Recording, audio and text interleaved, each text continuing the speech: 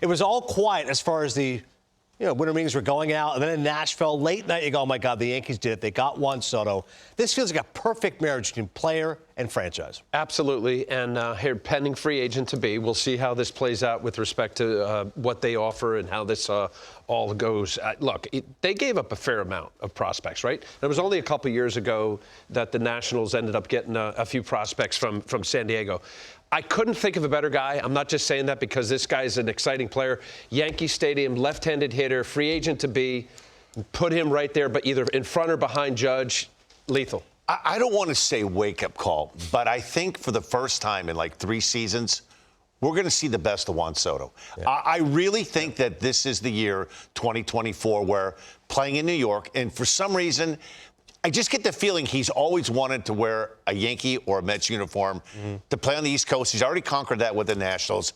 And I think getting out of that malaise in San Diego, the last year and a half, I don't know what went wrong there in San Diego. You look at the names on the back of the jerseys, it should have screamed potential team that should have gone to several, postseasons. They made it in 2022. Last year, they rallied late.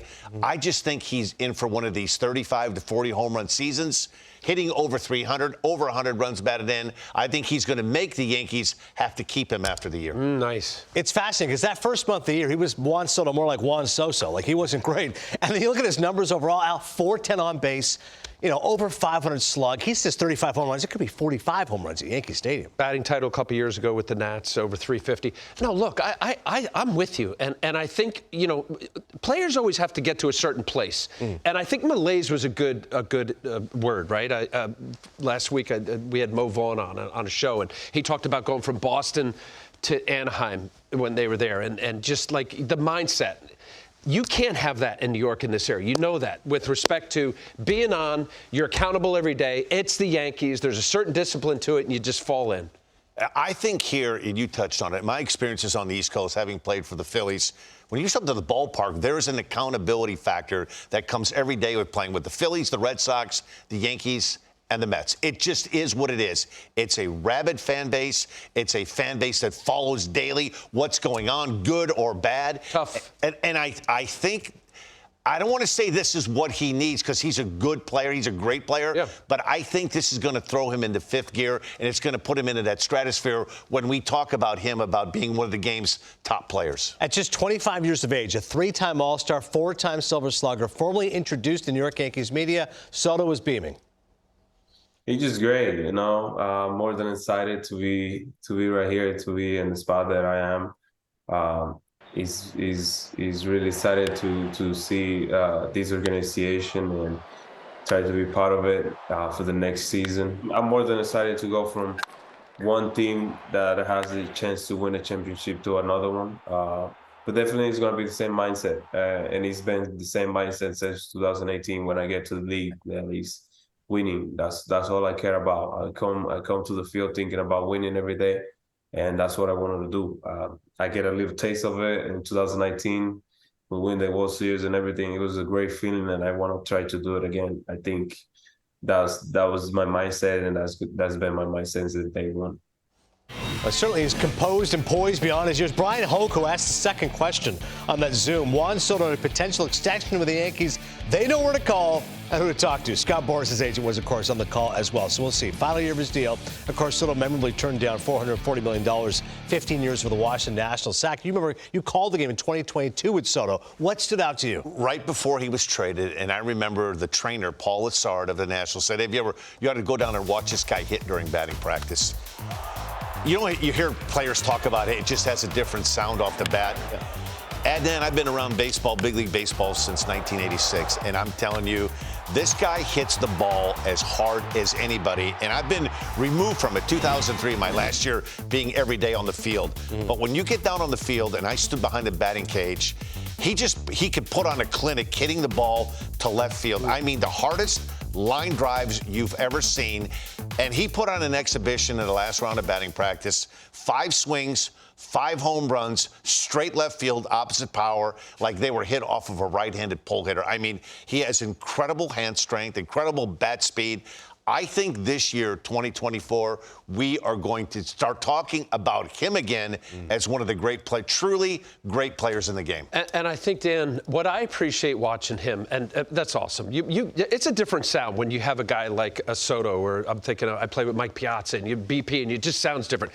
But I think players, certainly of this magnitude, they rub off on other guys. And we know that what Aaron Judge means to that lineup. But when I think of Soto, I think of, here's a guy, 19% of his at-bats last year, which is very high. Just to put a reference on that perspective, the Yankees walked 9.3%.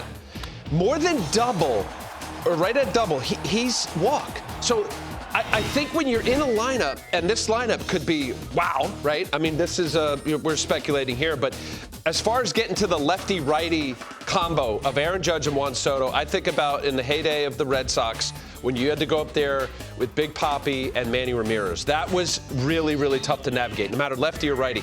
But I think the approach that Soto has, with respect that he has a good eye, he doesn't strike out. He does strike out, but it's not a crazy number where the Yankees last year were 24% of the time and not walking as much. That's going to rub off when you see a guy with that kind of eye, and then making, and I thought about, like, back in the day, the Yankees of 96 to 2000, of how they walked and their strikeouts were down.